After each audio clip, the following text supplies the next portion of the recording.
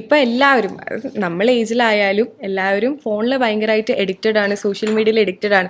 പക്ഷേ പണ്ട് കാലത്ത് പുറത്തുപോയി സുഹൃത്തുക്കളുടെ കൂടെ മണ്ണിലൊക്കെ കളിച്ച് നടന്ന കുട്ടികൾ ഇപ്പോൾ ഒരു വീടിന് ചുറ്റും അല്ലെങ്കിൽ 4 ചുമരുകൾക്കുള്ളിൽ ഇരുന്നിട്ട് മൊത്തം ഫോൺ അഡിക്ഷൻ ആണ്. കുട്ടികളെയും പറഞ്ഞിട്ട് കാര്യമില്ല, അവർക്ക് വേറെ പുറത്ത് പോകാനുള്ള ഒരു എൻ്റർടൈൻമെൻറ്റോ അല്ലെങ്കിൽ സുഹൃത്തുക്കളോ ഇപ്പോഴത്തെ ഒരു സാഹചര്യത്തിൽ ഉണ്ടാവുന്നില്ല. അപ്പം അവർക്ക് ആകെയുള്ള ഏക ആശ്രയം എന്ന് പറയുന്നത് ഫോണാണ്. ഇപ്പോൾ പഠിത്തത്തിനായാലും പോലും ഫോൺ ഉപയോഗിക്കേണ്ടത് അത്യാവശ്യമാണ്. അപ്പോൾ ഗെയിംസിൻ്റെ പുറകെ ആയാലും സോഷ്യൽ മീഡിയേൻ്റെ പുറകെ ആയാലും ഒരു 6 വയസ്സ് മുതൽ കുട്ടികൾ ഇതിൽ ഇൻവോൾവ് ആണ്.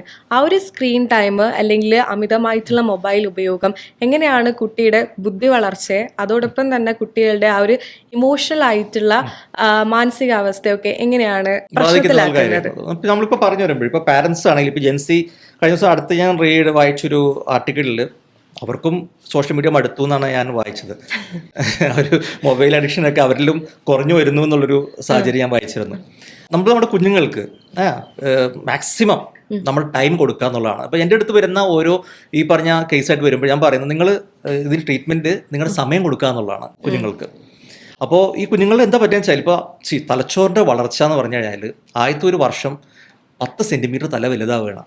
ഈ തലയ്ക്കകത്ത് ബ്രെയിൻ വലുതാണ്. അത് കഴിഞ്ഞിട്ട് ഈ 1 വയസ്സ് കഴിഞ്ഞ് കഴിഞ്ഞാൽ 2 വയസ്സുള്ള കാലഘട്ടത്തിൽ പിന്നെയും വളർച്ച നടക്കുകയാണ്.